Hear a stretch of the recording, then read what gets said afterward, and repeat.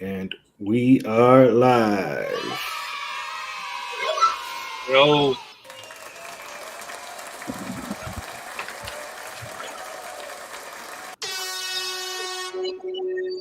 And we are back. Sports update. We are live. Adrian, Reid, what's good? what's good? So yeah, lot to get into. We ain't been active the last couple of weeks, but MLB trade deadline today. Tigers made a lot of moves. They traded Carson Kelly to the Rangers, traded Chaffee to the Rangers. Flaherty, big fish, ended up going to the Dodgers. So Reid, what do you make of the Tigers and everything they've done at the trade deadline? I mean, it's obviously more interesting than it was last year, of course, because last year he didn't really do anything, and they had that whole flub with Erod where he didn't want to go to the Dodgers because he had the no trade clause, and then there was that whole mess. So it was a little more encouraging seeing this. You got rid of you traded a few guys away, and the state of the team right now, obviously, those guys were better assets to be sold than to obviously be kept because you're not going there. Kenna's older. Chafin hasn't really been playing great. He's also older, kind of a journeyman himself. Flaherty, journeyman, older. Not even older. He's 28, but he's injury prone. You know, he missed a few starts this season because of his back. He had to get a shot in his back. So he was a rental anyway. Take what you can for him. I just wish they kind of would have, got different prospects back. I mean, the Dodgers are a team I didn't want because I know that they were also linked to the Skubal trade, and they were a team that I did not want to trade pitchers, star pitchers for prospects because I don't think the Dodgers farm system is very good. It's all, outfield, catcher, pitchers, first base. So a lot of things that don't really entice me as Tigers fan, seeing as you need shortstops and third base. I mean, the outfield guys, they have a case, but a lot of their prospects are young because they trade them all away because they're trying to go for bigger fish like your Freddie Freemans and Otani. Obviously, those were signs, but they trade for bigger guys, your Mookie Betts. So. Yeah, I mean, I think it was interesting. Flaherty was playing great. I think there was a projected trade that happened earlier in the week. I think it was Flaherty for Dalton Rushing, who's their number one prospect and their 27th prospect overall. So I would have maybe liked that a little bit more. Dalton Rushing, I mean, he's a catcher first base prospect. I don't think those are really premium prospects, in my opinion, because it's kind of in a position of, catcher isn't like a crazy position, and they, you're generally not having a catcher hit them out of the park all the time, or they're either really defensive or really offensive. So I like Dylan Dinger was getting called up; he was hitting well anyway. So yeah, I mean, all that being said, I think it was better than last year. It was just a little underwhelming without Skubal getting traded. I really wanted him to get traded because if you could have sent the Orioles and gotten Holiday and Mayo and prospect 12 from insert right-handed pitcher or another younger kid on from the Orioles farm system, I think that would have been it really could have set you up for a good future. Yeah, I mean, we were talking about it earlier in the day. Even in the last couple of weeks, I didn't expect Sky Harris to make any moves. Reading something on Twitter, saying the Tigers passed up on some deals they could have got, and then they got desperate and had to make a move. I mean, you gave Flaherty a 1-year deal, so what do you do? And he's been injury prone. He's only 28, but you got to jump on him when it's hot. And I just think the Tigers didn't really maximize his value like they could have. Even though we all wanted them to trade Skubal, but the fact is we kind of knew that was going to happen. So it leaves you with a couple of things. Either you're going to not trade Skubal right now. They have him for another 2 years under control before arbitration. You either got to pay him, which Scott Boras is his agent, and that's going to cost a lot of money. But what if he tells you he doesn't want to be here? So these things is his second year in a row. Sky Harris. Nothing really sexy. I mean, like you said, he traded Flaherty. I didn't know too much about these guys, but just looking them up a little bit. You got the Thayron. Let me say this right, Lorenzo. He's 21 from the Dominican Republic, the catcher. He's in A+ ball right now, so I don't think he's nowhere near being ready to be called up. So a young guy like Reid was saying, he's got 220 batting average, 7 home runs, 30 RBIs. And this Trey Sweeney kid, that looks more of a realistic thing. He's playing for the Oklahoma City Dodgers. 254 batting average, 334 OBP, 437 slugging percentage, 13 home runs, 62 RBIs.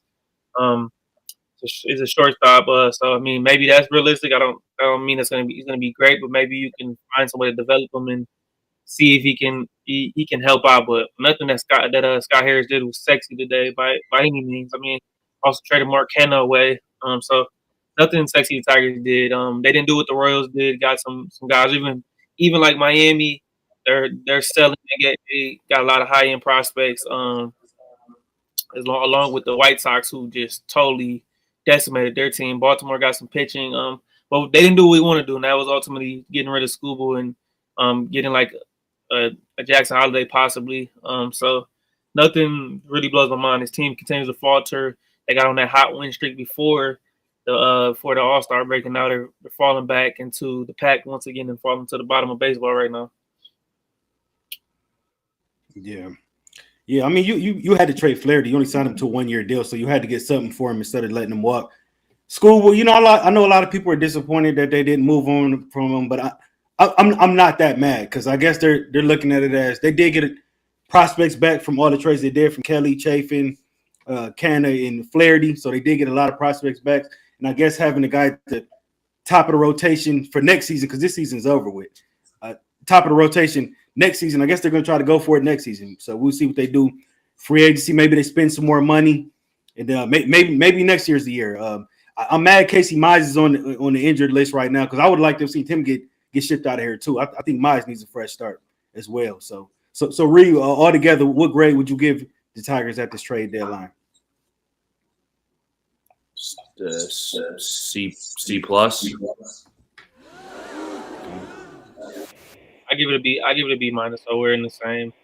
We're in the same range. I just think because you have everything has different rankings. I don't know. I mean, the MLB.com has Lorenzo kid ranked as the 8th best prospect, and then you have other websites say that he's the 3rd, others say he's the 4th. Then you have MLB says Sweeney is the 22nd ranked prospect for them. They have it saying he's the 28th ranked prospect. So I don't know what where they land. Obviously, they got a top 25 and top 10 prospects back in return. But again, I think you could have maybe gotten a little bit more for Flaherty or try. The problem is I don't think Baltimore wanted him back because he was there before. I wrote on a list of a few guys that I would have liked to maybe get back in return as opposed to what they got, as opposed to maybe the catcher prospect, the Lorenzo guy. You have Zahir Hope. He's 19 years old, but he's the 21st ranked prospect. I would take him over Sweeney because he's an outfielder. All these guys would be low A ball or high A ball, but he's batting 360 with a 968 OPS. He's an outfielder. Our outfielder, Mark Montero, he's 18. He's batting 330 with a 908 OPS. He's prospect 20. Ronan Kopp, he's a left-handed pitcher for them. He's not great. He's 22, but he's 6'7", and he's got a 5.46 ERA and double A ball. He's prospect 15 on the list.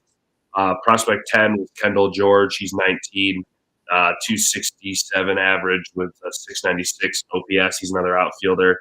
And then Yosu DePaula, he's prospect number 2, average 266 with an 818 OPS. So could have maybe switched out I just don't like how the Tigers have a billion infield prospects and no outfield prospects. You have so many shortstops and second basemen and catchers and pitchers. Like the only outfield prospect is really Clark. Yeah, Max Clark and then McGonigal's a shortstop. You just drafted another 19 or 18-year-old shortstop out of high school. You drafted, obviously Scott Harrison, but they drafted Jace Young 2 years ago who was supposed to be a second baseman, but he's now trained to be third, and he has the most errors in Toledo as a third baseman. I think he has the most errors in the minors. So I was just talking to my – yeah. So I was talking to Parker Meadows is an outfielder, but I don't have hope for Parker Meadows because he can't seem to find the ball when he's hitting when he's up to the plate. So I just thought it would have been good. Obviously would have stunk to trade Scooble, but I don't think he's in your future. Granted, because pitchers can get hurt very easily. Pitchers can fall off a cliff pitching wise. He obviously got hot, this year, but he wasn't always this good. So I think you had him at his highest stock value. You probably should have sold him now. If you could add an infield with Mayo, Holiday at shortstop, Young at second, Colt Keith at first, Dingler at catcher, I think that would have been, and then Job starting pitching. I think that would have been a great infield for the future. Because I think the Torgelson experiment's done. I think the Mize experiment is done. It's just Baez. Yeah. Baez needs to go. He's one of the worst hitters in baseball. Maeda's not good. Jake Rogers is a good catching talent.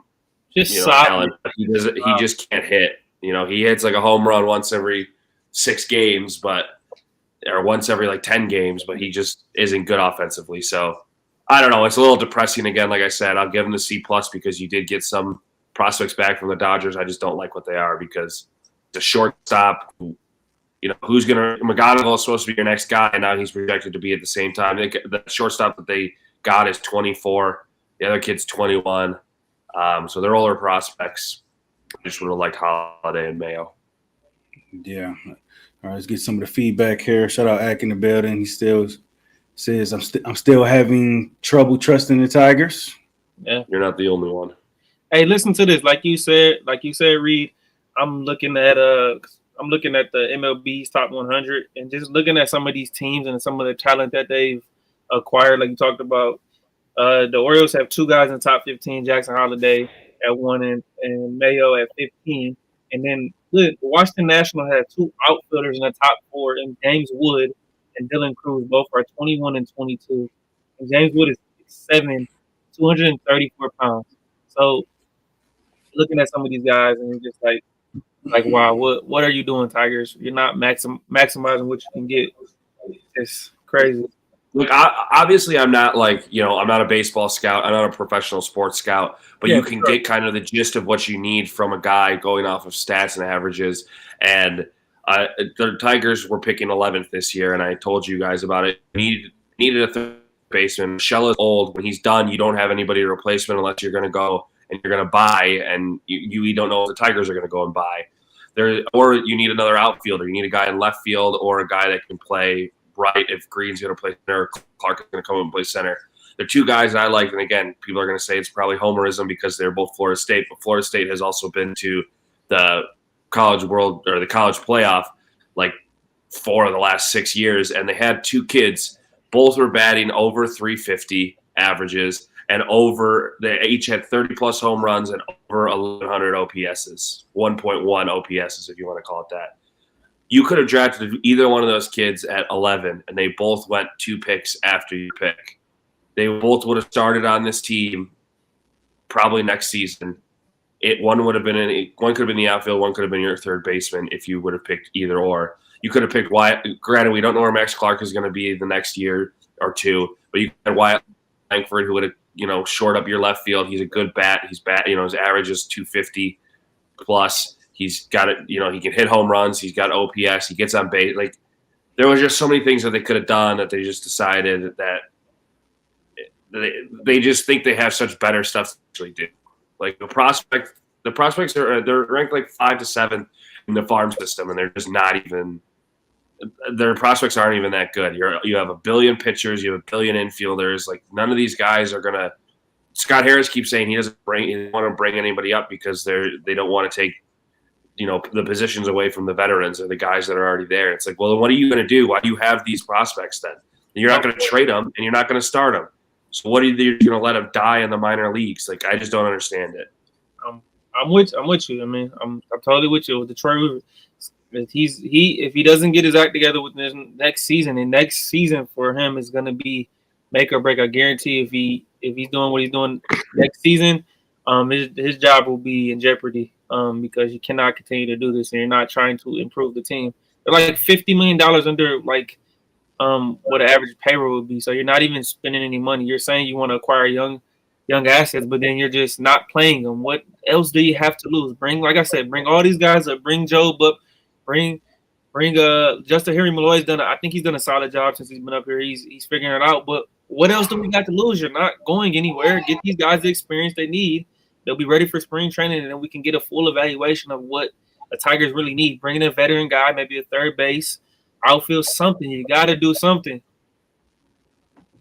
Absolutely. I mean, the season's a wash at this point. Like, why not bring these young guys up and let them get some experience at this point? You're not going anywhere, especially now that you were sellers at the deadline. You traded a lot of pieces to your puzzle, so it's like, why not bring up Job and these guys? Reid. Little Reid, we got Little Reid in the building. Young Reid. Young Reezy Reid. All right, Access Phillies might just repeat like in the early 90s. Texas won it last year. Yeah, Phillies haven't won it yet, but I hope Bryce Harper wins it, to be honest with you. I think he should have brought back the dead body of Verlander. Should have brought Verlander. Yeah, no. Now I wouldn't see Verlander. I wouldn't mind seeing Verlander retire as a Tiger. I wouldn't mind seeing that, but I think you trading for him and bringing him back makes no sense, though. All right, so I did want to move on to the Olympics. Sunday morning, we saw the USA basketball team. We see them they beat Serbia by 26 points. They look good doing it. Seems like those exhibition games they got really helped them get their camaraderie, their chemistry. Seems like they're rolling now, Adrian. So where are you at with this USA men's basketball team? What you think about the win Sunday and the upcoming game tomorrow? I think it was huge having Kevin Durant come back. I know he didn't play none of the exhibitions. The games were closed, but I think the U.S. was kind of just trying to figure things out. People were panicking. These teams are playing hard against arguably the best basketball roster in the world. So I think, like I said, I talked about it before. Not a lot to really say. I think they'll be fine. LeBron's leading this team. They call him Captain LeBron or whatever you want to call him, but he's doing a good job. I think Team USA is fine. They'll be ready tomorrow. They know they play South Sudan. It's not going to be a close game tomorrow. I can guarantee you that. They'll be ready to go. I think they're locked and loaded, and they're going to just run through this competition, I believe. I think they're calling him Limerica is what they're calling him. So Reid, tomorrow, USA basketball, they're favored by 29.5 points over South Sudan. Does USA cover that? They beat Serbia by what? 26. 26, and you said it's what? 29.5, 30 points. A lot of points. Yeah, it is a lot of points. I think the scrimmage or whatever it was they did against them, I think that was kind of like a fluke. I think they were just. I think Team USA was having fun with it. I don't think this game is going to be close, to be honest with you. Even if you look at the Serbia game, a lot of people online were upset because Halliburton didn't play, Tatum didn't play, Derek White got 12 minutes or something like that. But it's like, you got to look, man. There's so many superstars on this team with Durant, Bron, and like they don't need like wings, so they don't really like have to put Jason Tatum in if they don't need. But you can also have the luxury of resting those guys too. Like there's still so many games to play in the Olympics. Don't get upset with Jason Tatum or Tyrese Halliburton or Anthony Edwards or one of these guys doesn't play. They're going to get rest and they're going to play, the next game that's down the road. So, I think this team's too deep. Sudan obviously looked like they played hard. I respect Luol Deng they said he's been funding the South Sudan team out of his own pocket for the last 4 years or something like that. So big respect to him for, obviously growing the game and building all the facilities for them to be able to practice and get to this. I think they'll do well against other teams that aren't the United States with all the talent in the tournament or in the Olympics. But yeah, I don't think this game's going to be close personally. Yeah, I do want to address what the USA cover that 30 or not. they don't cover that. That's a lot of points. They didn't. Yeah, Serbia's a better team. Yeah. 30. I don't know if they can get 30 up on them.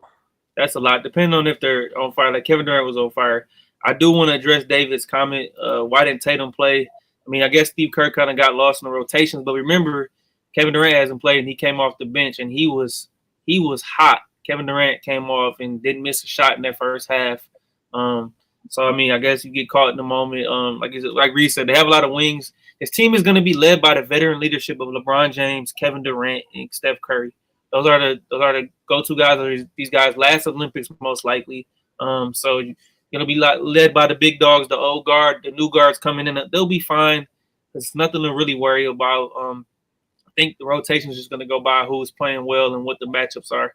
Like they play South Sudan tomorrow. I think maybe Bam doesn't play as much because of South Sudan's athletic wing. So you get Jason Tatum in there some more. You'll Halliburton to find a way to get in here, but everybody's got to relax. If a guy doesn't get in, like you said, these are some of the greatest players in the world. It's not the end of the world.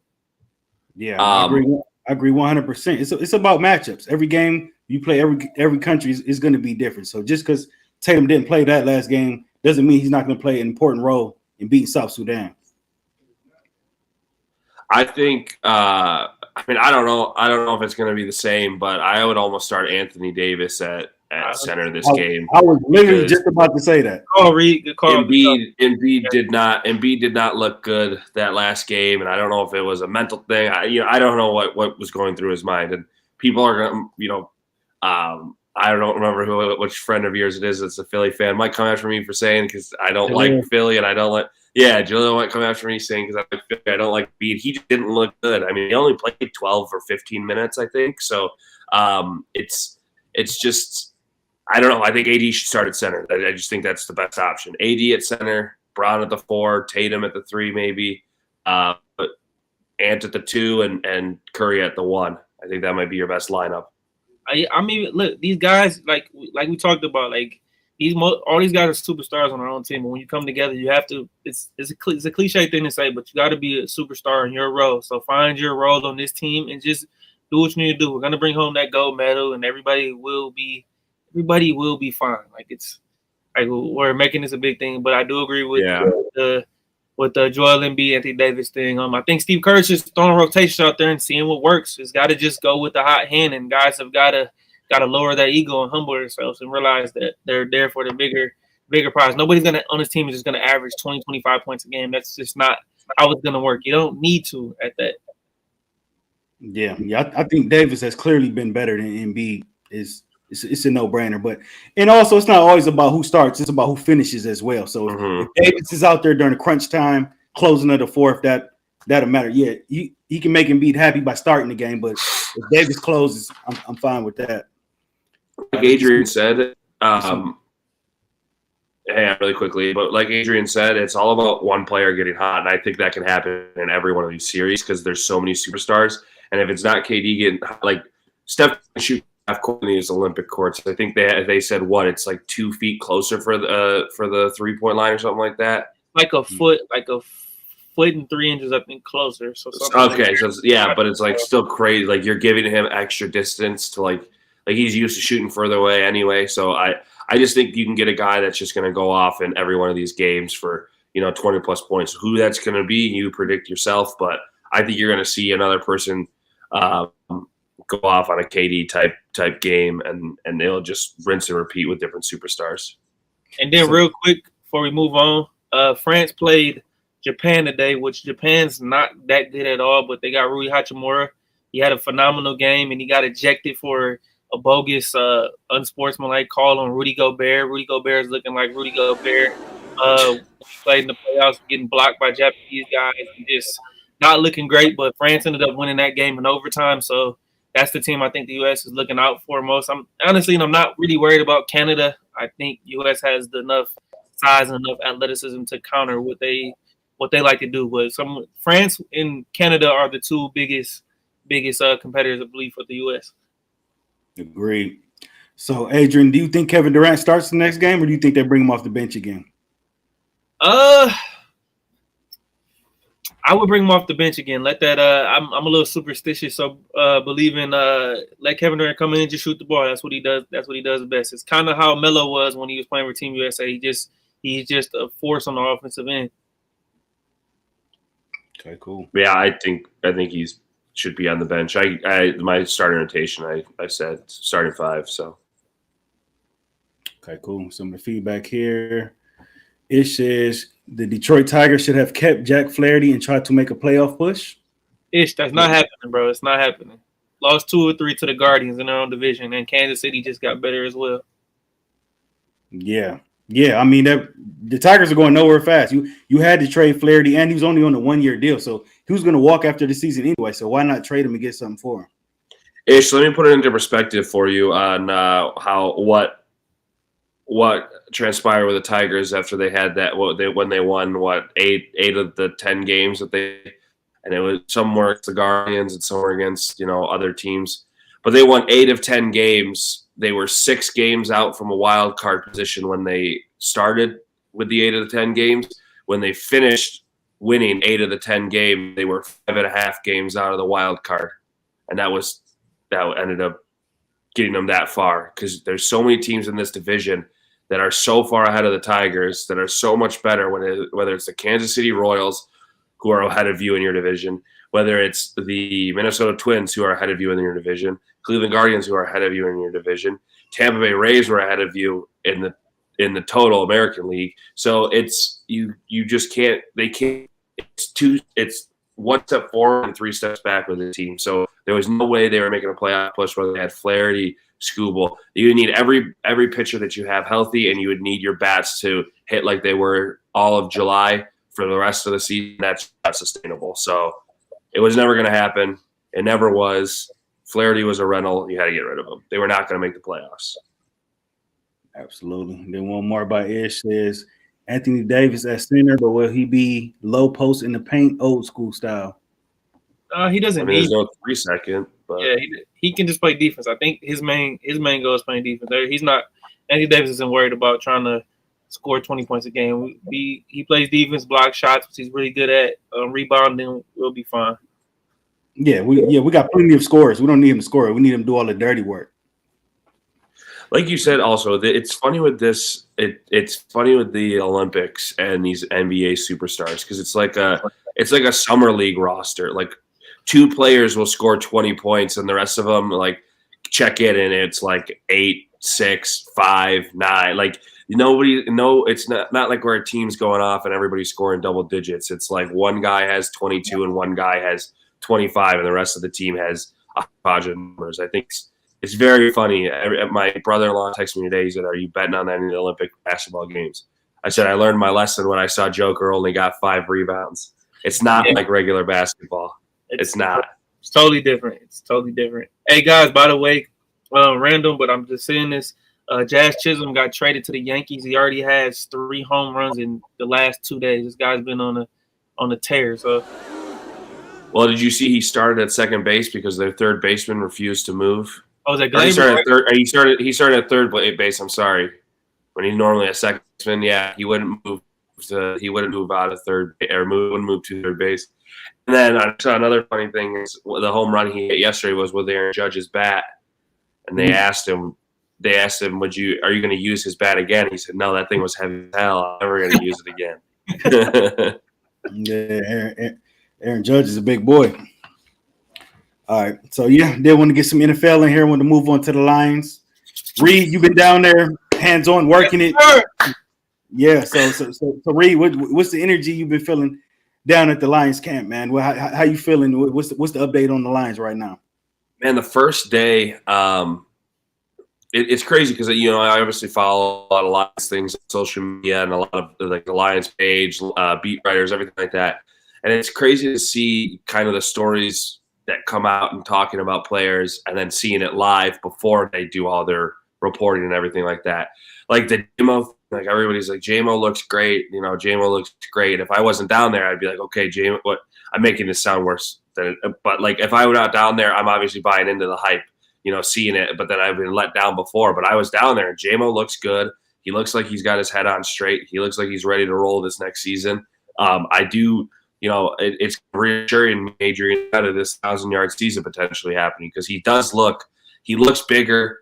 He still looks fast. And it's crazy to see those guys in person too. I mean, Khalif Raymond is an absolute missile when he's running. They did the new kick return rule today. It was interesting to see. They had all the guys doing it. So energy is high from the fans. The first day I went, it was probably, anywhere from 800 to 1,000 people were watching it. This last day was a little bit different. Yeah, today was a little bit different because the weather was hit or miss. So I think that deterred probably a few hundred people from showing up. But energy's been great. People are super excited. St. Brown looks he could pass the first day and the place erupted like it was an NFC Championship game. So I've been excited. I do one more day tomorrow, and then I got a few days later on in the month. But I do the tomorrow, and yeah, man, I watching them. Goff looked a little shaky today. He threw two little one pass behind Laporta that almost got picked off, and then J-Mo had a throw towards him in the end zone, and it went over his head. He was also double covered. So it's still encouraging, though. Everything's still encouraging. Watching some of the one-on-one plays. The only thing that I am a little nervous about, Carlton Davis has been getting cooked in a lot of the routes that I've been seeing. He goes against J-Mo, even in man when where he's supposed to be really good. J-Mo has been cooking him in man. Amon-Ra has been doing damage to him. So I'm a little weary on that. Maybe it's just, shaking the rust off after being off for so long. But Arnold looks good from what I've seen. I haven't seen much of Rakestraw just because I'm not always watching because, again, I am working. So I have to pay attention to other things sometimes. But, yeah, I mean, it's a cool experience to go down. And I recommend anybody who hasn't been down to one, you should try and get tickets and go down to it. It's definitely a cool thing to see. Yeah, a couple of things I've noticed from just looking at some of the news and notes of the Lions. Like we said, Taylor Decker gets his 3-year, $60 million extension, which are good. Keep protecting Goff. That's the main thing. I even heard Rakestraw's been playing well too, along with Terry Narno. I know he had a pick today in practice, so that's good. I think Carlton he'll be fine. The Lions have some of the fastest, quickest receivers in the league, so kind of trying to find his rhythm. But that three-headed monster with Arnold, Rakestraw, and Carlton Davis, I think, is a lot better than what you had with Jerry Jacobs and Cam Sutton last season. And I know Dan Campbell said that Brian Branch and Kirby Joseph are competing for that starting safety spot, but regardless, I believe Brian Branch will be in there at all times. I think this secondary is heavily improved, especially you got Aaron Glenn, you got heavy coaching. Whatchamacallit got hurt. Kaminsky got hurt, tore an MCL. Big loss for him on the D line. He was a really good, solid player for them. Do they go out and make a move? Reid talked about Yannick Ngakoue possibly. I've talked about possibly adding Matthew Judon from the Patriots right now. He's holding out. He got into a verbal spat yesterday with the new Patriots coach, Gerard Mayo. So I think they have some options. They're looking good. And I'm still sticking to my prediction. And I'm going to say this right now, guys. Jameson Williams will have 1,000 yards this year. I'm calling it now. I've been saying it. He's due for a breakout year. I also believe St. Brown has 1,000 yards. Gibbs has 1,000 yards from scrimmage. And I believe Goff has a chance to win MVP this year. Their offense is going to be clicking. Yeah, man, J-Mo's been looking very good. What I've been seeing on the internet and training camp, his speed, you can't teach speed, and he has it. The first year we drafted him, obviously he had the injury, couldn't play right away. Last year he had the suspension. This year it's no holds bar, nothing's holding him back. So J-Mo should have a coming out party this year. He had the 2 touchdowns in the NFC Championship game. So if J-Mo gets over 1,000 receiving yards this season, I wouldn't be surprised at all. Or even 1,000 total yards just on rushing and receiving. I definitely could see that. So Reid, the Lions brought back their offense coordinator, their defensive coordinator. They got all their guys signed. They're bringing everybody back. You were pretty much 2 quarters away from a Super Bowl last season. So do you think it's Super Bowl or bust for the Lions this year? I don't know. I wouldn't say bust because I think teams, it's very hard to get to that position if you're not, insert Kansas City or the Patriots of old. But, it's a hard place to get to. Is the Super Bowl. I mean, I would say a team that better suit the Super Bowl or bust is probably San Francisco 49ers, because they've been there twice and lost, and they've been on top. I think the Lions are just reaching their they've been going up that hill these first couple of years with Dan Campbell, and now they have guys that are coming in contract signings, and they're building up that team like San Francisco has, where they sign their Fred Warners and their Trent Williamses and their other players. So you just don't really want to fall into that, and I hope it doesn't really happen with the Lions. You don't want to fall into that camp of your Brandon Ayuk's are holding out, which is good because you got St. Brown locked up, but your Brandon Ayuk's are holding out. Debo might get traded. Jamar Chase is holding out. So they're kind of avoiding that situation right now with signing their big key guys. The only thing that worries me is, will Aiden, Aiden's obviously going to have to get paid coming up. They're talking about Aleem McNeil's deal coming up. But I heard a cool thing being down there is Aleem's he's letting his agent do it. He said, they come to you with a number and you like that number, just let me know and I'll sign the contract. He's not asking for a ridiculous amount of money. He said, whatever you deem fair, talk about his agent, whatever you deem fair and you think it's a good contract, just let me know and I'll sign it. So I like that. A lot of these guys are buying in. We interviewed Taylor Decker today. He was talking about how, he's part of that old guard that Dan Campbell calls them.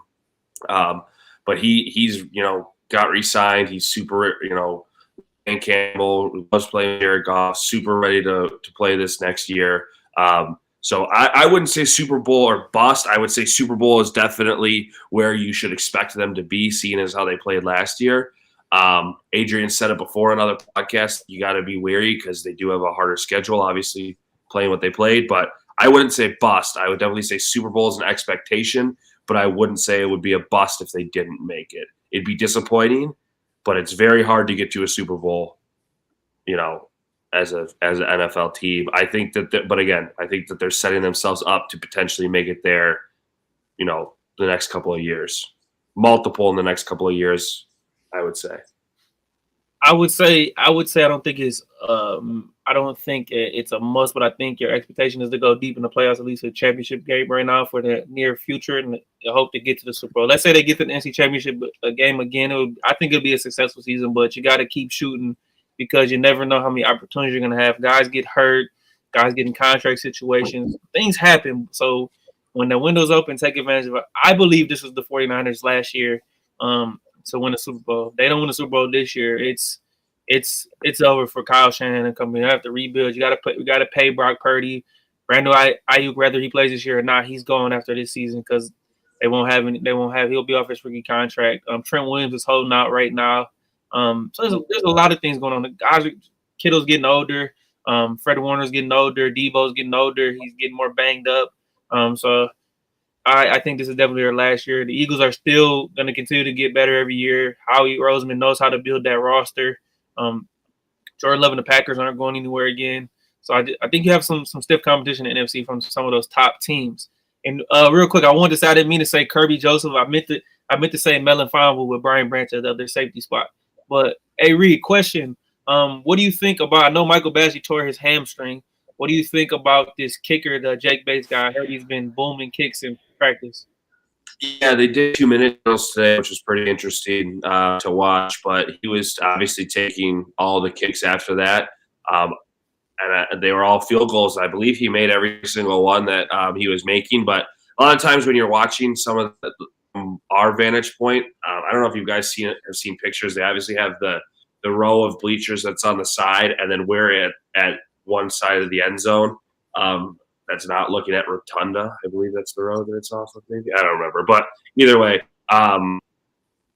we're at the opposite side. So a lot of times the kickers are kicking on the opposite side. So I haven't seen a lot of him playing or taking kicks, but he did do extra points after the 2-minute drills today. He looks good. He looks confident. I haven't seen him shooting for big kicks, but what I saw is he looks confident in the few extra pointers I saw him kicking. So I have hope for him. Obviously you bring another guy in for competition because you don't want him just, feeling like he already has the job, especially coming from,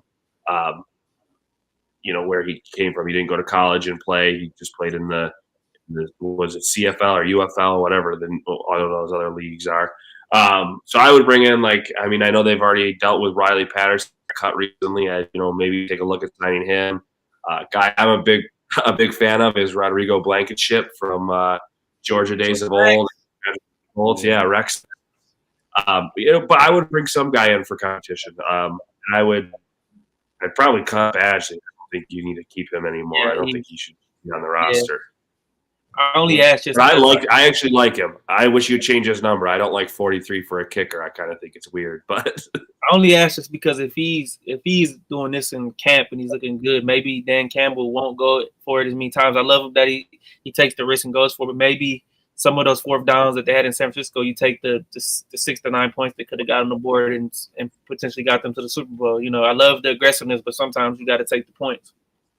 I was just about to say that. Whoever the kicker is, Dan Campbell has to have confidence in him.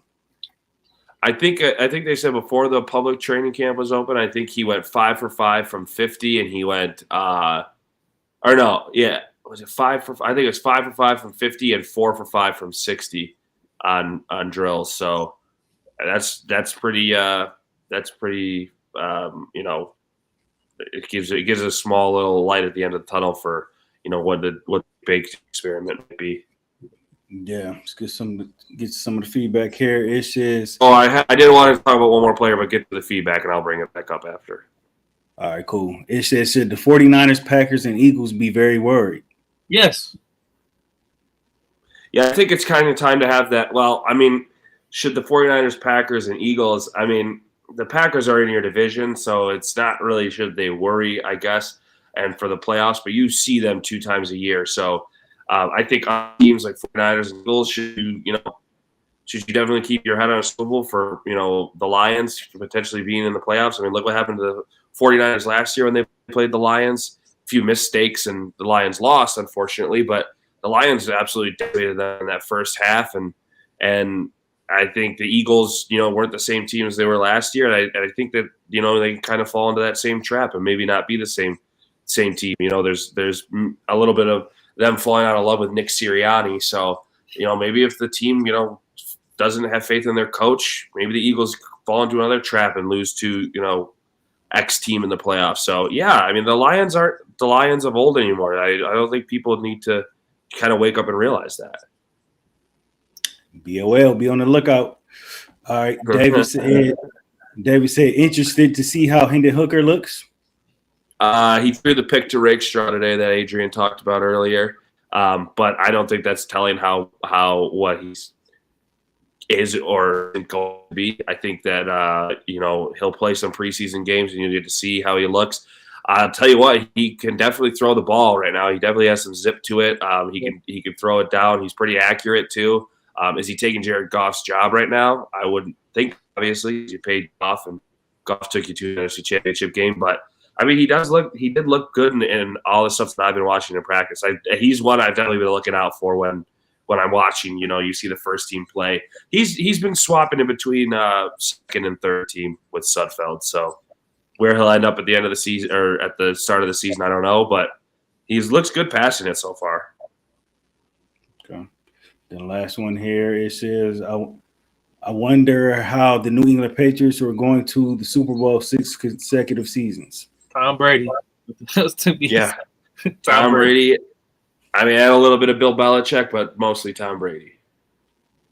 Okay, cool. You had another point you wanted to add, Reid? Yeah, so I don't think Rakestraw is going to start away at corner because the guy that is looking really good, and from the days I've been there and been watching and him going up against guys, because they swap out these corners on these players all the time. And, it's not just Carlton Davis on number one. He's not always on St. Brown, or, they switch him up. He's on JMO sometimes, or he'll go into, he'll guard Laporta sometimes. So Amik Roberts is the guy I'm trying to get to. Amik Robertson has looked actually really good from what I've watched in training camp so far. He's physical. He doesn't care who's lining up against him. He's definitely a Dan Campbell guy. I can see why they went and got him. But I think he might be the starting nickel cornerback that they have on the team, because he's He's a real get in your face type of corner. He's almost like Gardner Johnson, but at the corner position. He's very physical and definitely demanding when you're lined up against him. So I'm excited to actually watch him play. I think Rakestraw for his rookie season is going to be a little bit more depth, or maybe he'll start playing. A guy that I think they're definitely wary of and definitely is going to be, he's a depth piece now, is Emmanuel Mosley. He was playing, he did okay. A few times he got burnt. He got eaten alive by James on 2 plays that I saw. Got beat up by St. Brown on another play. So I think Mosley is kind of there as a vet presence and for, break glass in case of emergency. I would say the same thing probably for Kendall Vildor too as well. I think those two. Oh, yeah. So yeah.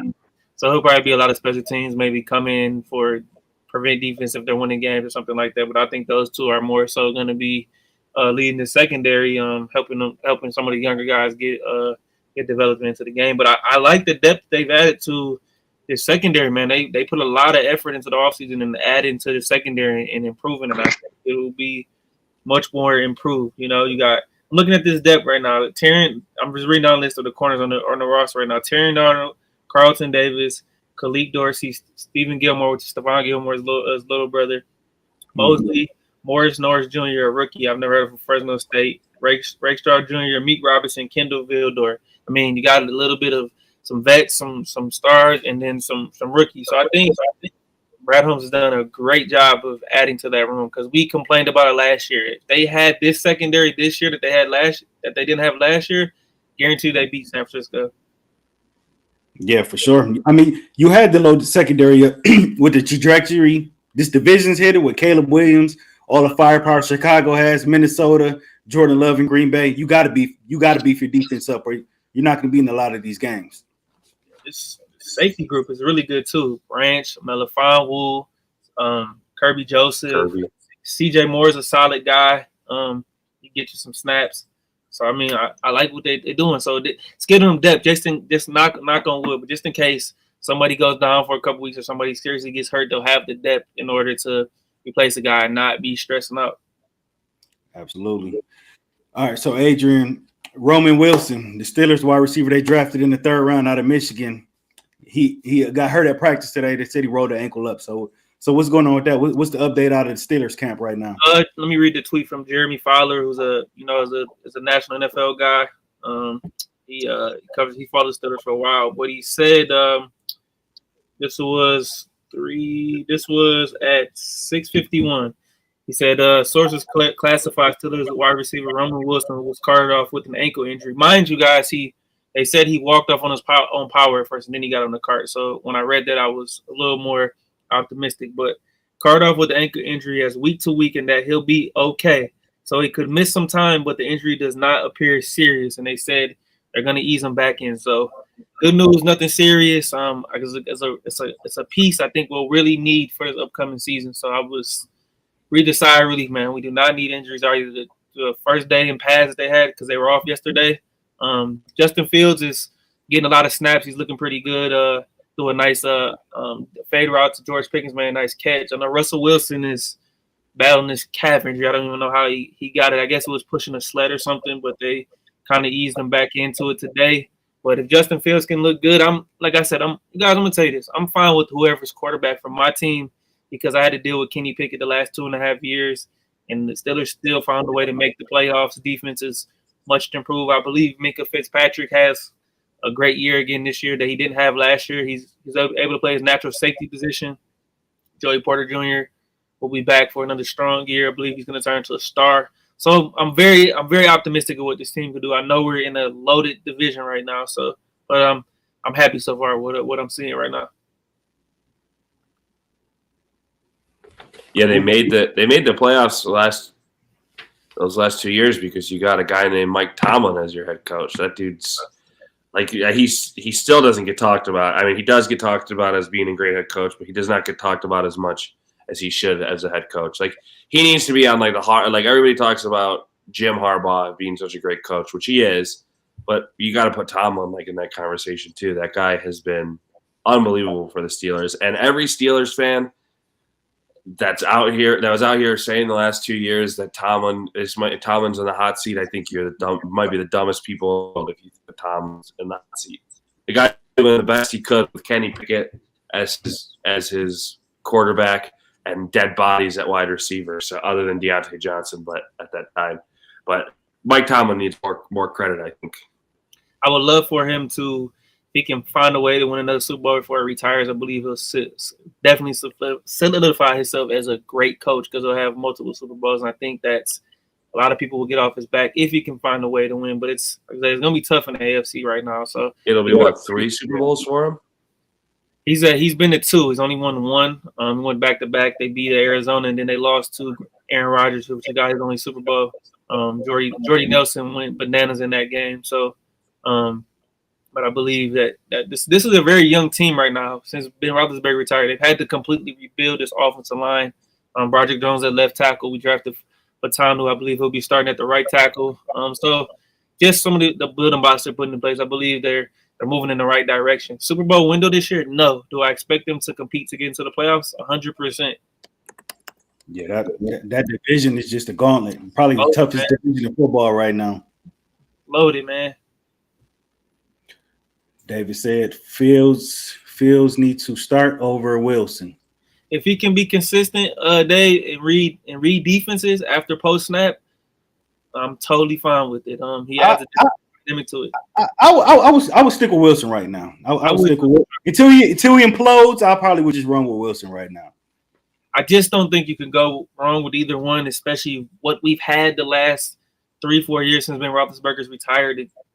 I'm telling you, you don't have to be super fantastic. You just have to be very solid right now until we find a superstar guy, because both these guys are contracts up after this year. So it's going to really depend on how they perform. Neither one of them may not be with the Steelers in 2025. So it's just a really wait and see game. But I'm trusting the process. I think the way that they should go is use Russ unless he is absolutely catastrophic, then you take him out. But you use Russ right now because he is literally your free rental car after you got into an accident. He is the rental car that you get after your car is getting, whatever replaced that the dealership gives you, because you guys for nothing. Someone else picking up the tab. Let you guys see what he can give you. Let Justin Fields kind of get back into his right mental. Let him, get embraced and loved by the city with all these videos that are coming out of him playing. I'm rooting for Justin Fields because I want him to just spit in every single Bears fan's face if he goes out there and, goes to a playoff game and plays well. So, I think you should roll with the rental car for right now, and maybe he's not so good. He goes 4-4 or something, or 5-3, and you say maybe he's not going to get us anything. Let's start Fields, but I would roll with him for the time being. And real quick before we move on, I know everybody get down with the show in a second, but right now, as we head into this first week of pads or whatever, with the Steelers travel to Atlanta in week 1. I'm gonna take this. I'm gonna jump on this early. They're plus 2.5 underdogs going to Atlanta. I do think they find a way to win that game. so already calling games already. Yes, sir.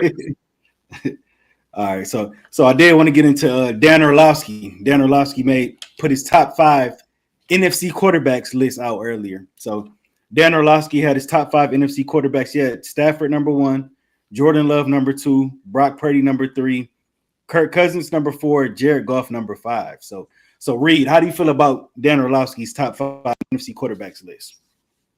I just don't know what – I mean, I guess it's fine.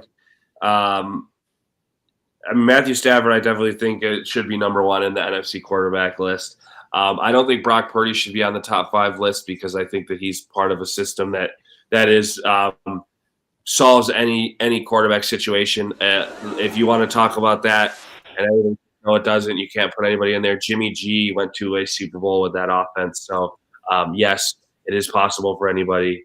Any one of us three could probably go in there and do just as good as Brock Purdy. So I don't think Brock Purdy should be there. He's a system quarterback. He's a product of his environment. I don't think he should be up there. A guy, Jordan Love, he was a top 5 quarterback at the second half of the season, I guess. So you want to already, prematurely put him in there, I guess you can. You always get the guy that gets the hype. So I think that, he definitely could be at the second spot. So that's fine. I think a guy like Dak probably in there over Purdy. As much as I like Dak, he still plays well in the regular season. Cowboys always do well. They just choke in the playoffs. That's the only thing. Kirk, I don't know how he put Kirk Cousins ahead of Jared Goff. That's the one that really blows my mind. I get it. Kirk is a very good quarterback. I'm not saying that he's not. But Jared Goff is also in the perfect situation with probably one of the most high-powered offenses coming into the next season. He threw for the second most yards. Didn't he have 30-plus touchdowns last season and like only 10 interceptions or something like that? I don't know. So somewhere around there. I don't remember the stats on the top of my head. But him at 5, I think, was a little disrespectful. I think you could have probably put Goff at 3rd or 4th. And if you want to put Dak ahead of him, I would have probably gone – I probably would have gone Stafford, Dak, Goff, of Kirk. And I think a guy that can surprise, I know people aren't a big fan of him, a guy that can surprise is, I think, Kyler with Trey McBride and Marvin Harrison Jr. and Greg Dortch. I think he can surprise and come out and actually play next season for the Cardinals. So, yeah, Dan Lowski, I think he kind of put this list out knowing it would cause a little stir. I'm not terribly upset with the list, more so with the order, but what I would do is take Kirk Cousins out and add Dak. I think Dak's resume was a lot better. Kirk was hurt last year. I'd move Jordan Love probably all the way to 5 right now, just because he hasn't done it long enough. His track record isn't good. Not to say that he can't do it, but that's what I've seen. He's played 20 games. Yeah. I'm not a big Brock Purdy fan, but I'll give him his credit. He's led him to a Super Bowl. He's been consistent. Guys that put him in the Shanahan's put him in the right position to make the plays, and he's done that. So I can't knock him for that. One guy I think's knocking on the door who I'd put at probably 6 is Jalen Hurts. I think he's ready for a bounce back year.